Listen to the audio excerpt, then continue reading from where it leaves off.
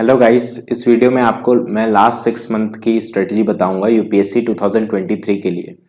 अभी नवंबर चल रहा है, नवंबर एंड चल रहा है और मई एंड में पेपर है, यानी लगभग 6 महीने आपके पास बचे हैं। तो इन 6 महीने में मैं आपको बताऊंगा कि आप किस तरीके से तैयारी करें जिससे आप इजीली अपना पूरा सिलेबस कंप्लीट कर सकें और आपके सिलेक्शन के चांसेस बढ़ जाएं। सबसे पहले आप इन 6 महीनों को 2 पार्ट में डिवाइड करेंगे, पहले के 3 महीने और लास्ट के 3 महीने, लास्ट 3 मंथ्स। पहले के 3 महीने और लास्ट के 3 महीने, पहले के 3 महीने में आप मेंस प्लस प्रीलिम्स दोनों की तैयारी करेंगे और लास्ट के 3 महीने में आप प्रीलिम्स स्पेसिफिक पढ़ेंगे। अब ये वेरी कर सकता है पीरियड कि प्रीलिम्स स्पेसिफिक आपको कब से पढ़ना है। अगर आप पहली बार एग्जाम दे रहे हैं या आपने पहले इतनी कोई भी सीरियस अटेम्प्ट नहीं दिया है तो आपको 3 महीने देना चाहिए प्रीलिम्स की तैयारी के लिए। लेकिन सपोज अगर आपने ऑलरेडी कोई ऐसा बच्चा देख रहा है जो पहले ही प्रीलिम्स क्लियर कर चुका है या फिर बहुत 1-2 नंबर से रह गया था, यानी उसकी प्रीलिम्स की तैयारी अच्छी है, तो वो थोड़ा कम समय भी दे सकता है, जैसे कि 2.5 महीने दे सकता है और इनिशियली ज्यादा समय देगा। तो सबसे पहले अपन देखेंगे कि पहला पार्ट अपन देखेंगे कि पहले के 3 महीनों में आपको किस तरीके से तैयारी करनी है। ये देखने के पहले मैं जो भी बच्चे तैयारी कर रहे हैं उन्हें 3 कैटेगरी में डिवाइड करूंगा। सबसे पहले वो हैं जिनकी तैयारी अच्छी चल रही है, यानी कि आपने जो भी प्लान्स बनाए थे वो आप इजीली एग्जीक्यूट कर पा रहे हैं, आपकी जो बेसिक बुक्स हैं और आपका जो ऑप्शनल है वो लगभग पूरा हो चुका है। दूसरे वो हैं जो बिगिनर हैं, बिगनर यानी कि जिन्होंने अभी अभी तैयारी शुरू की है ना, या 1-2 महीने पहले, या फिर अभी वो सोच रहे हैं कि हम दें कि ना दें 2023 का अटेम्प्ट।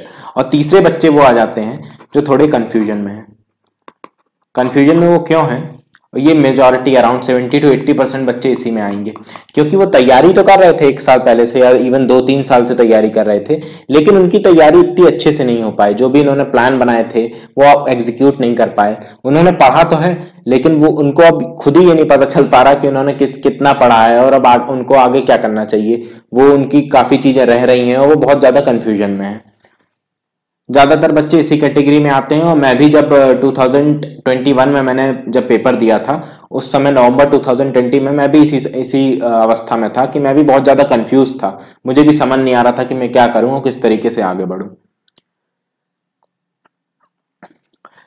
तो अब तैयारी शुरू करने से पहले मैं इसका पिछला वीडियो शायद कुछ बच्चों ने देखा होगा जिसमें मैंने बताया था कि किस तरीके से आप बिना कोचिंग के यूपीएससी की तैयारी कर सकते हैं। उसमें मैंने एक बात बताई थी कि हमेशा अपनी तैयारी को बहुत ही ज़्यादा सिंपल रखना है। जो भी आप स्ट्रेटजी या प्लान बना रहे हैं या फिर जो भी रिसोर्सेज तय कर रहे हैं, कुछ भी कर रहे हैं, वो सबसे इंपॉर्टेंट चीज़ है कि आप उसे बहुत ज़्यादा सिंपल रखें, बहुत ज़्यादा उसे कॉम्प्लिकेट ना करें, नहीं तो आपकी तैयारी कठिन होती जाएगी और आप स्ट्रेस में भी रहेंगे। तो अपन अब बहुत सिंपल तरीके से समझेंगे कि कैसे आप कर सकते हैं, पहले 3 महीनों में आपको किस तरीके से पढ़ना चाहिए। देखिए, जो भी बच्चा पढ़ रहा है, तैयारी कर रहा है, उसे ये पता होगा कि यूपीएससी में ब्रॉडली 2 चीज होती हैं, एक होता है जनरल स्टडीज और एक होता है ऑप्शनल। तो सिर्फ 2 चीजें आपको पढ़नी है। अब सबसे पहले अपन देखेंगे जनरल स्टडीज। जनरल स्टडीज में 3 चीजें आ जाती हैं। एक आ जाता है बेसिक बुक्स, दूसरी चीज आ जाती है करंट अफेयर्स और तीसरी चीज आ जाती है मेन सिलेबस। मेन सिलेबस से मेरा मतलब ये है कि मेन सिलेबस में बहुत सारे ऐसे टर्म्स दिए रहते हैं, बहुत सारी ऐसी चीजें दी रहती हैं जो आपको बेसिक बुक्स जैसे लक्ष्मीकांत, स्पेक्ट्रम, इन सब में नहीं मिलेंगी। तो उनको आपको अलग से पढ़ना पड़ेगा। इसलिए मैं जीएस में आपकी 3 चीजें आ जाती हैं। तो आपको अब हमेशा ये बात याद रखनी है कि आप बेसिक बुक से स्टार्ट करेंगे। कोई भी बच्चा जब भी तैयारी स्टार्ट करता है, चाहे वो 1 साल पहले करे, चाहे 6 महीने पहले करे, या फिर अभी आप सोच रहे हैं कि आप अब अच्छे से करना चाहते हैं, तो सबसे पहले आपको ये देखना है कि आपकी जो भी बेसिक बुक्स हैं वो कंप्लीट हैं या नहीं। ठीक है, बेसिक बुक जब आपको कंप्लीट होंगी उसके बाद ही आपको आगे बढ़ना है। तो पहली चीज आपको ये पता चल गई कि आपको बेसिक बुक को सबसे ज्यादा प्रायोरिटी देनी है। अब बेसिक बुक्स में क्या जाता है, एक सेकेंड। बेसिक बुक्स में आ जाती है पॉलिटी के लिए लक्ष्मीकांत, मॉडर्न के लिए, मॉडर्न हिस्ट्री के लिए ये मैं आपको इसलिए बता रहा हूं, ये बुक लिस्ट में नहीं बता रहा हूं, ये मैं आपको बता रहा हूं जो बेयर मिनिमम 6 महीने बचे हैं तो बेयर मिनिमम जो आपको करना है, और अगर आपने इतना भी अच्छे से कर लिया तो बहुत ज्यादा चांसेस हैं कि आपका सिलेक्शन हो जाएगा। मॉडर्न के लिए आ जाती है स्पेक्ट्रम, ठीक है। फिर इकोनॉमिक्स के लिए आ जाती है, या तो आप मृणाल के नोट्स पढ़ लें या फिर आप पढ़ लें श्री राम IAS के नोट्स, या फिर आप पढ़ लें रमेश, या फिर कोई भी आप जो सोर्स फॉलो कर रहे हैं इनमें से कोई एक करना है। उसके बाद आ जाती है इन्वायरमेंट के लिए शंकर IAS। उसके बाद ज्योग्राफी के लिए 11th प्लस 12th की NCERT।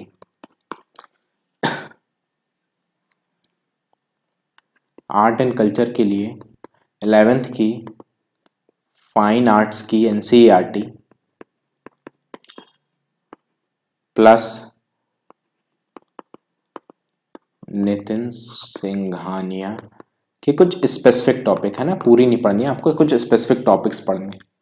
इसके बाद आ जाता है ancient and modern, ancient and medieval. Ancient and medieval में ओल्ड NCERT। अब कुछ लोग मेरे से पूछ रहे थे कमेंट्स में कि ओल्ड पढ़नी है कि न्यू। अगर आपने ऑलरेडी न्यू पढ़ ली है या फिर आपने खरीद ली है न्यू तो आप न्यू भी पढ़ सकते हैं, इतना अंतर नहीं है। बट अगर आपने नहीं पढ़ी है तो आप ओल्ड पढ़ें। मैं ओल्ड अब इसलिए बता रहा हूँ क्योंकि मैंने एक तो खुद ओल्ड पढ़ी थी और उससे मुझे लगा कि वो सही दिया है उसमें। और ओल्ड NCERT है वो थोड़ा एलोबरेट है, उसमें थोड़ा ज़्यादा दी हैं चीज़ें, बहुत अच्छे से दी हैं चीज़ें, इसलिए आप। और अपन एंशिएंट और मेडिवल के लिए सिर्फ NCERT फॉलो करते हैं, कोई और सोर्स तो फॉलो नहीं करते, इसलिए कहा जाता है कि आप ओल्ड NCERT पढ़ें। अगर आपने न्यू NCERT पढ़ ली है या अगर आपने वो खरीद ली है, आपने शुरू कर दिया पढ़ना, तो कोई जरूरत नहीं है फिर ओल्ड पढ़ने की, आप नहीं भी पढ़ सकते हैं। तो अब ये इतनी चीजें होती हैं, ठीक है। ये मैंने बुक लिस्ट बता दी, ये बेसिक बुक्स हैं। अब ये मैंने क्या बताया है, ये मैंने जितनी भी बुकें बताई हैं ये हैं बेसिक बुक्स। बेसिक बुक्स का मतलब है ये आपको पढ़नी ही पढ़नी है। आपको इनिशियल 3 महीनों में, जो आप अपन ने 6 महीनों को 2 में डिवाइड किया, शुरू के 3 और बाद के 3, शुरू के 3 महीने में आपकी पहली सबसे इंपॉर्टेंट प्रायोरिटी यही होनी चाहिए कि आप बेसिक बुक्स को पूरा कर लें। आप में से बहुत बच्चों ने इनमें से बहुत सारी चीजें पढ़ी होंगी, आपने बेसिक बुक्स बहुत लोगों ने बहुत कंप्लीट भी कर ली होगी, बट कुछ बच्चे ऐसे होंगे जिनकी इसमें भी अभी काफी चीजें छूट रही हैं। तो सबसे पहले आपको ये करना है कि ये करें, ठीक है, बेसिक बुक्स पूरी करें। बहुत सारे ऐसे लोग होते हैं जो ये बुक्स भी नहीं करते और वो पूछने लगते हैं कि आंसर राइटिंग कैसे करें या फिर मेंस के सिलेबस के कैसे नोट्स बनाएं, करंट अफेयर्स में और क्या क्या पढ़ लें न्यूज़पेपर के अलावा। तो ये सब चीजें बात की हैं ना, ये सब आप अगर आपने ये नहीं पढ़ा तो फिर आपके लिए वो फालतू की चीजें, उनका कोई मतलब नहीं है। सबसे पहले आपको ये पढ़ना है, आप ये कंप्लीट कर ले, उसके बाद ही आप आगे बढ़ेंगे। क्योंकि ये अगर आपने पूरा नहीं किया तो आपका प्रीलिम्स में ही सिलेक्शन नहीं होगा, आप वहीं बाहर हो जाएंगे और आपको आगे की चीजें समझ भी नहीं आएंगी। अब दूसरी चीज, मैंने इसे इस तरीके से क्यों लिखा है, पहले मैंने पॉलिटी क्यों लिखी, फिर मैंने स्पेक्ट्रम लिखी, फिर मैंने इकोनॉमिक्स की बुक लिखी। ये है प्रायोरिटी लेवल, ठीक है, ये है प्रायोरिटी लेवल। आपको इस तरीके से मूव करना है नीचे, आर्ट एंड कल्चर, इस तरीके से मूव करना है। का क्या मतलब है, अगर सपोज कोई अभी तैयारी कर रहा है या फिर आप पहले से भी पढ़ रहे हो, आपकी तैयारी इतनी अच्छी नहीं है, तो सबसे पहले आपको लक्ष्मीकांत पढ़नी है, फिर स्पेक्ट्रम पढ़नी है, फिर इकोनॉमिक्स की बुक पढ़नी है, फिर एनवायरनमेंट की पढ़नी है, फिर geography, art and culture and then ancient and medieval. ये प्रायोरिटी लिस्ट आपको हमेशा याद रखनी है। अब मैं ऐसा क्यों कह रहा हूं ये भी मैं बता देता हूं आपको। ऐसा इसलिए कह रहा हूं क्योंकि हर साल पॉलिटी से आते हैं लगभग 15 क्वेश्चन, उसमें से 10 क्वेश्चन अगर आपने लक्ष्मीकांत पढ़ी है तो आप इजीली सॉल्व कर लेंगे। स्पेक्ट्रम से लगभग डायरेक्टली 5 क्वेश्चन आते हैं। इकोनॉमिक्स से लगभग आते हैं 15 से 20 क्वेश्चन, उसमें से लगभग 10 से 12 क्वेश्चन अगर आपने कोई भी ये सोर्स पढ़ा है तो आप इजीली कर लेंगे। यानी लगभग 25 क्वेश्चन आप सिर्फ ये 3 बुक पढ़ के कर सकते हैं। अगर आपने ये 3 बुक पढ़ ली, लक्ष्मीकांत, स्पेक्ट्रम और इकोनॉमिक्स का एक सोर्स, तो आपके 25 क्वेश्चन समझ लीजिए 100% सही होने वाले हैं, ठीक है, ऑलमोस्ट ऑलमोस्ट क्या 100, मैं तो पिछली 3 बार से दे रहा हूँ, मेरा पहली बार नहीं हुआ था, बट आखिरी 2021 और 22 दोनों साल प्रीलिम्स में सिलेक्शन हुआ है और मेंस में भी हुआ है 2021 में। तो ये 3 बुक बहुत ज्यादा इंपॉर्टेंट है, अगर आपको सबसे स्टार्ट इसी से करना है और ये आपको बहुत बेनिफिट करेंगी स्पेशली प्रीलिम्स में। उसके बाद आपको मूव करना है एनवायरनमेंट में, then geography and then art and culture. ऐसा मैं क्यों कह रहा हूँ, कुछ लोग कहेंगे कि सर एनवायरनमेंट से भी तो क्वेश्चन आते हैं, उससे ही 15-20 क्वेश्चन आते हैं। एनवायरनमेंट से क्वेश्चन आते हैं, बट डायरेक्टली आप जो भी बुक पढ़ रहे हैं, जैसे मैंने शंकर आईएएस पढ़ी थी, आप हो सकता है कुछ और पढ़ रहे हो, डायरेक्टली आप जो पढ़ेंगे, आप जो भी सोर्स पढ़ रहे हैं उससे डायरेक्टली बहुत कम क्वेश्चन आते हैं। ठीक है, मुश्किल से 3-4 क्वेश्चन आएंगे और बहुत बड़ी भी रहती है, डायरेक्टली क्वेश्चन नहीं आते। सिमिलरली ज्योग्राफी की एनसीईआरटी से भी मुश्किल से 1-2 क्वेश्चन आएंगे, आर्ट एंड कल्चर से भी 1-2 क्वेश्चन आएंगे, सिमिलरली एंशिएंट और मेडिवल से भी 1-2 क्वेश्चन आएंगे। मतलब आएंगे तो ज्यादा, आप समझ रहे होंगे मैं क्या कहना चाह रहा हूँ। एनवायरनमेंट से आएंगे तो 15-20, बट आप जो पढ़ रहे हैं उससे डायरेक्टली 3-4 आएंगे। हाँ, डेफिनेटली वो आपको हेल्प करेगी कि आप और एलिमिनेट कर लें, आप 2 एलिमिनेट कर लें और फिर आप इंटेलिजेंट गैस मार दें, बट डायरेक्टली क्वेश्चंस कम आते हैं। डायरेक्टली क्वेश्चंस इन 3 सोर्सेज से बहुत ज्यादा आते हैं, इसीलिए लगभग 25 क्वेश्चंस आएंगे, आपके 50 नंबर एश्योर हो जाएंगे। इसलिए अगर किसी के पास समय कम है और आप ये सोच रहे हो कि मुझे स्टार्ट कहाँ से करना है, तो आप ज्यादा इधर उधर मत सोचिए। आप ये मत सोचिए कि ये करें वो करें, मुझ में ट्रस्ट करिए, आप यहीं से स्टार्ट करिए। अगर आपने लक्ष्मीकांत अच्छे से नहीं की है तो वो करें, फिर स्पेक्ट्रम करें, फिर इस यही सीक्वेंस आप फॉलो करें बेसिक बुक्स करने का, और सबसे पहली आपकी प्रायोरिटी होनी चाहिए बेसिक बुक्स। ठीक है, सबसे पहली प्रायोरिटी थी अपनी बेसिक बुक्स। अब बेसिक बुक्स जब आपकी पूरी हो जाए तो दूसरे नंबर पे 2 चीजें बनती हैं। पहले आ जाता है करंट अफेयर्स। अब करंट अफेयर्स पे मैं एक सोच रहा हूँ अलग से वीडियो बना दूं, क्योंकि ये ब्रॉड टॉपिक है, पर यहां भी मैं आपको काफी अच्छे से बता दूंगा कि करंट अफेयर्स कैसे करना है। करंट अफेयर्स में आ जाती हैं सबसे पहले न्यूज़पेपर, फिर मैगजीन, और फिर पीटी या मेंस 365। मेन यही 3 सोर्सेज होते हैं, ज्यादातर लोग इन्हीं 3 में कंफ्यूज रहते हैं कि कौन सा करें, कौन सा करना है या कौन सा नहीं करना है। तो अगर आप न्यूज़पेपर पढ़ते आ रहे हैं अभी तक तो आप इसे कंटिन्यू रखें, बट आप इसे नॉट मोर देन 1 आवर, है ना, 1 घंटे से कम इसे समय दें। आप अगर पहले से कोई पढ़ता आ रहा है, वो ज्यादा समय दे रहा है, 1-1.5 घंटे भी दे रहे हैं तो चल जाएगा। बट अगर कोई अब बहुत ज्यादा स्ट्रेस में है और उसे लग रहा है कि पढ़ें कि ना पढ़ें न्यूज़पेपर, तो आप पढ़ें और 1 घंटे से कम समय दें। आपको न्यूज़पेपर प्रीलिम्स के हिसाब से नहीं पढ़ना है, प्रीलिम्स के हिसाब से नोट्स भी नहीं बनाने हैं। मेंस के हिसाब से भी अगर आप पढ़ रहे हैं तो आप नोट्स बनाएंगे तो थोड़ा बहुत फायदा होगा, आप नहीं भी बना रहे हैं तो कोई दिक्कत नहीं होगी। तो हो गया न्यूज़पेपर। दूसरी चीज आती है करंट अफेयर मैगजीन्स। आपको इन दोनों में कोई एक पढ़ना है, या तो आप मैगजीन पढ़ें या फिर आप पीटी और मेंस 365 पढ़ें। ठीक है, दोनों चीजें आपको नहीं पढ़नी है। अब बहुत सारे बच्चे इसमें भी कंफ्यूज रहते हैं कि पीटी 3 और मेंस 365 तो बहुत बड़ी रहती है, अंत समय में पूरी हो पाएगी कि नहीं, और क्या वो सफिशिएंट होती है। मैंने सिर्फ पीटी और मेंस 365 पढ़ी थी, मैगजीन नहीं पढ़ी थी। मैं पूरे साल न्यूज़पेपर पढ़ता था, लगभग 1 घंटे का समय देता, 1 घंटे से थोड़ा कम ही। उसके नोट्स भी मैंने ज्यादा नहीं बनाए थे, और मैंने मेन फोकस किया था पीटी और मेन 365 में, और मेरे करंट अफेयर्स का जितना भी आया था वो मोस्ट ऑफ द पोर्शन इससे मेरा कंप्लीट हो गया था। लेकिन अगर कोई मैगजीन पढ़ता हुआ आ रहा है, आप में से कुछ लोग होंगे जो मैगजीन अभी तक पढ़ते हुए आ रहे थे, तो आप प्लीज कंटिन्यू रखें। ये मत सोचें, मेरी बात कोई वो नहीं है पत्थर की लकीर कि मैंने बोल दिया तो आपको अपना जो आप स्ट्रेटजी फॉलो कर रहे हैं वो छोड़ दें। आप अगर कोई मैगजीन पढ़ता हुआ आ रहा है तो प्लीज कंटिन्यू रखें, लेकिन एक बात का आपको बहुत ध्यान रखना है अगर आप मैगजीन पढ़ रहे हैं कि प्लीज उसे रेगुलर रिवीजन करें। ठीक है, अगर आप मैगजीन पढ़ रहे हैं तो regular revision is very very very very important. अगर आपने रेगुलर रिवीजन नहीं किया तो आपको मैगजीन्स याद नहीं रहेंगी, और इसका सबसे बड़ा घाटा ये होगा कि आपने बहुत ज्यादा समय दिया होगा मैगजीन पढ़ने में, और आपने अगर उनका रिवीजन नहीं किया तो आपको याद नहीं रहेंगी, और अंत में आपको फिर यही पढ़ना पड़ेगा पीटी और मेंस 365। तो अगर आप मैगजीन पढ़ रहे हैं तो उसे समय दें, अच्छे से उनका रिवीजन करें, जिससे आपको अंत में फिर जब आपका रिवीजन का भी समय आए तो आपको यही रिवाइज करें मैगजीन, ना कि आपको ये रिवाइज करना पड़े। तो ये हो गया करंट अफेयर्स के बारे में। इसके बाद तीसरी चीज आ जाती है मेंस में मेंस सिलेबस। मेंस सिलेबस से क्या मतलब है मेरा? मेंस सिलेबस से मेरा मतलब है जो चीजें, एक तो वो चीज जो प्रीलिम्स में नहीं आती। क्या नहीं आती?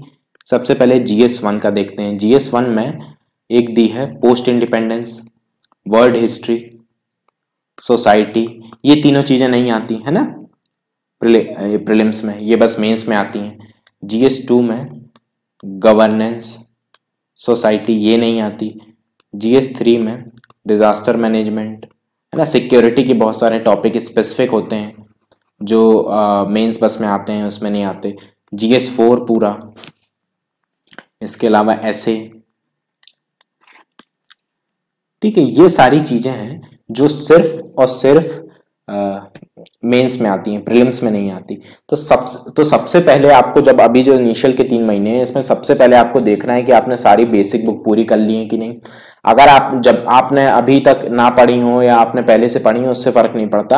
आपको सबसे पहले ये देखना है कि आपने बेसिक बुक्स पूरी की हैं कि नहीं। जब आपने बेसिक बुक्स कर ली, दूसरी चीज आपकी करंट अफेयर्स, तो वो चलती रहेगी, उससे वो तो रेगुलर है, उसको अलग से कुछ तो समय देना नहीं है, ठीक है। तो करंट अफेयर्स आपका चलता रहेगा। आपने जब बेसिक बुक्स हो गई आपकी पूरी, तभी आपको मेंस स्पेसिफिक में जाना है, ठीक है। मेंस स्पेसिफिक में आ जाता है GS1, GS2, GS3। आप कोशिश करें, खास तौर से वो जो पहले से तैयारी कर रहे हैं, उन्होंने कुछ बेसिक बुक्स पूरी कर ली हैं या एक आपने थोड़ी बहुत पढ़ी हुई हैं, तो वो कोशिश करें कि वो बेसिक बुक्स करने के बाद थोड़ी चीजें कंप्लीट कर लें, जैसे post independence, word history, society, governance, society, जो GS2 की सोसाइटी है। मतलब इनमें से एटलीस्ट आप 50% चीजें जो एक्स्ट्रा दी हैं मेंस स्पेसिफिक, वो पूरी कर लें।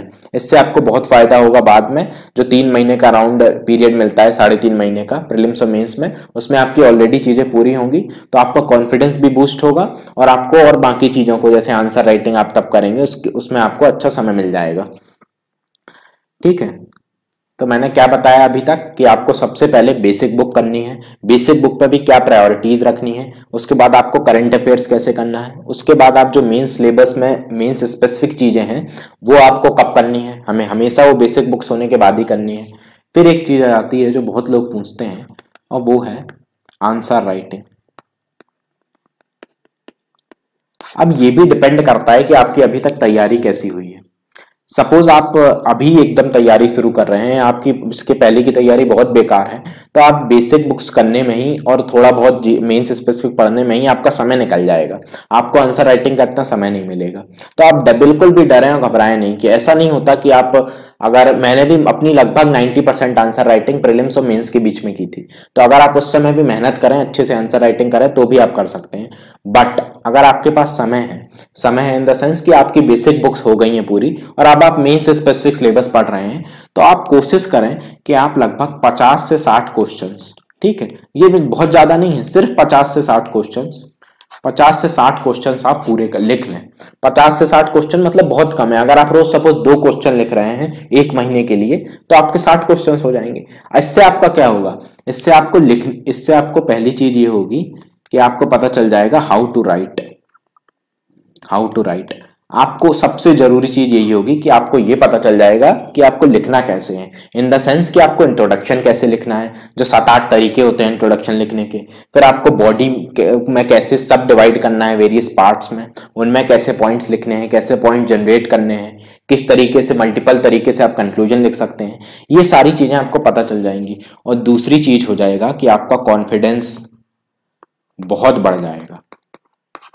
बहुत सारे बच्चे प्रीलिम्स दे देते हैं और उसके बाद जो समय बचता है 3-3.5 महीने का प्रीलिम्स और मेंस के बीच में, उसमें बहुत ज्यादा पैनिक कर जाते हैं क्योंकि उन्होंने बिल्कुल आंसर राइटिंग नहीं की होती। तो आप अगर 1 महीने तक रोज इवन एक क्वेश्चन भी लिखें, 30 क्वेश्चन भी लिखेंगे, तो आपको एटलीस्ट ये कॉन्फिडेंस हो जाएगा कि हाँ मैंने लिखा है। और आप लगभग 30-40 क्वेश्चन लिख लेंगे तो आपको बनने भी लगता है कि आप कैसे लिखना है, तो आपको ये भी पता चल जाएगा हाउ टू राइट, और आपका कॉन्फिडेंस भी बहुत बढ़ जाएगा।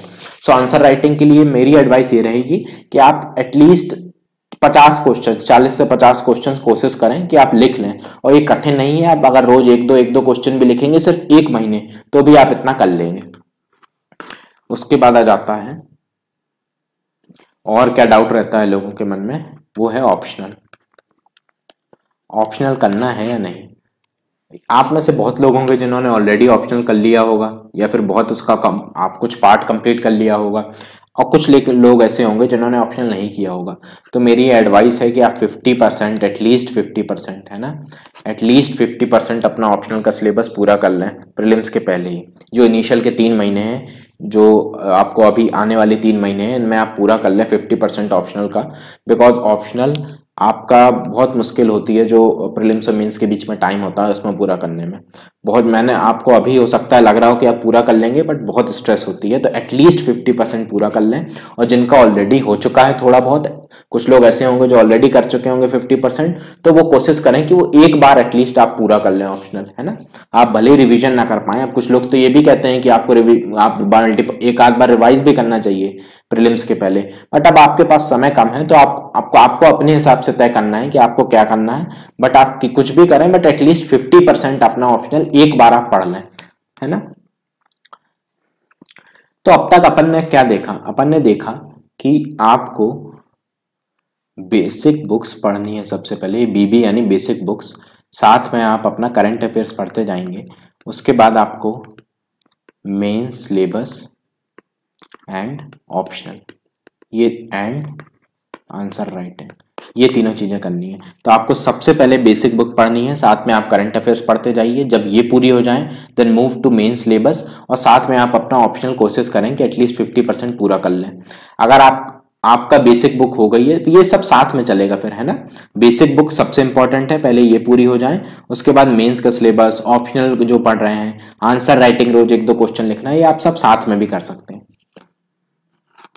इसके बाद अपने पहले 3 महीने पूरे हो गए, अब अपन आते हैं दूसरे पार्ट में, बी, है ना।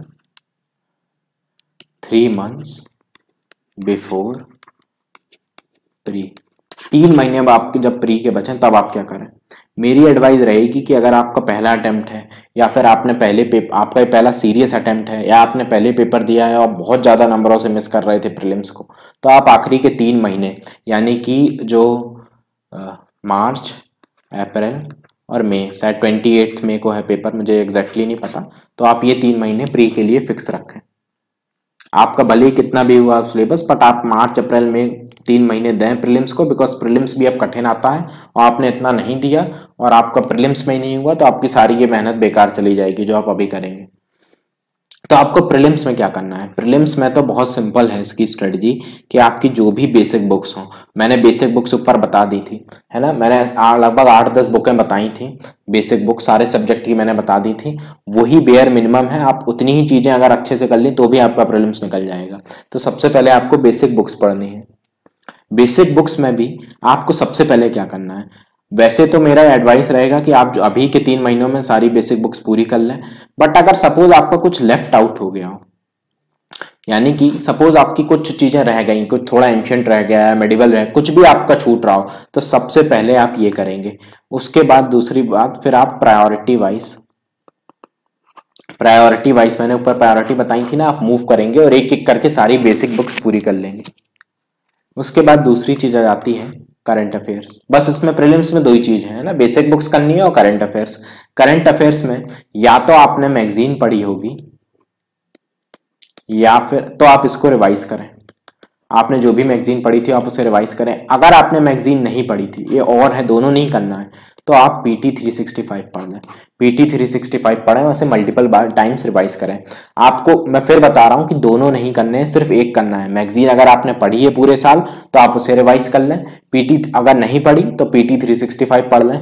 आपको कभी भी ये नहीं करना है, फोमो कहते हैं ना, फियर ऑफ मिसिंग आउट, आपको कभी दिमाग में ये नहीं लाना है कि यार मैं तो मैगजीन पढ़ रहा हूँ, PT में कुछ अलग तो नहीं, कुछ अलग नहीं, कहीं कुछ अलग नहीं दिया रहता।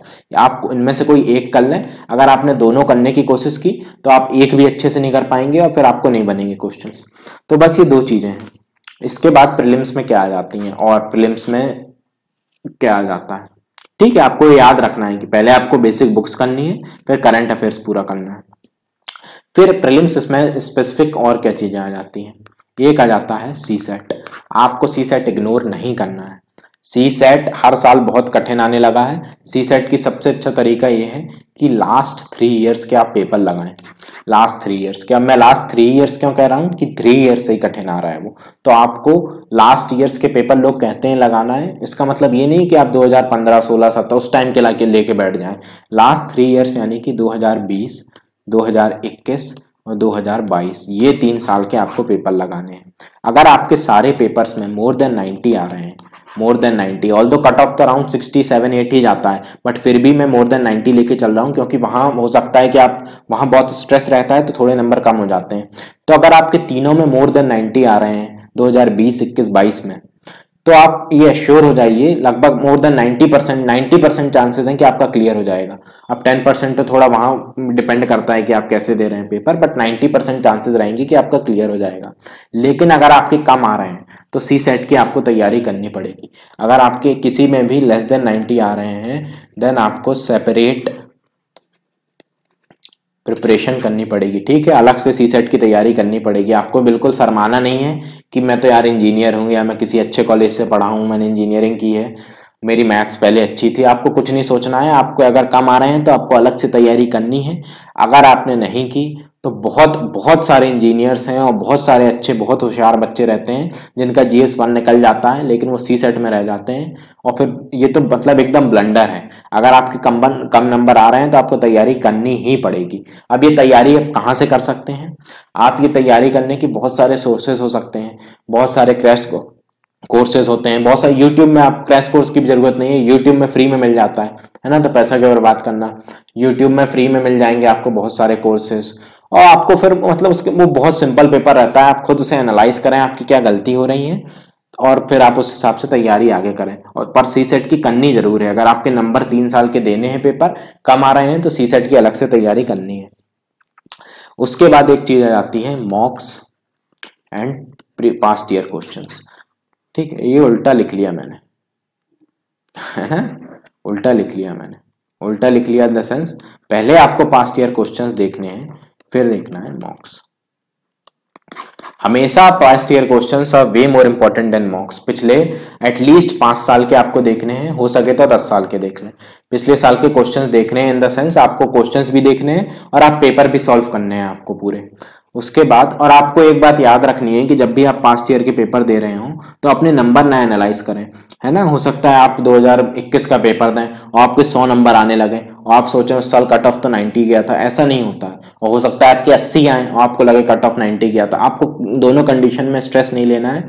आपको पास्ट ईयर क्वेश्चन से ये पता चलेगा कि किस तरीके के क्वेश्चंस आएंगे। आप ऑलरेडी सारी बुकें पढ़ चुके हैं, करंट अफेयर्स पढ़ चुके हैं, तो आप बहुत अच्छे से समझ पाएंगे कि आपको किस तरीके से, आपको किस एरिया में ज्यादा फोकस करना है, किस पैटर्न में आने लगे हैं क्वेश्चंस, ये सारी चीजें पता चलेंगी। उसके बाद मॉक्स देना है।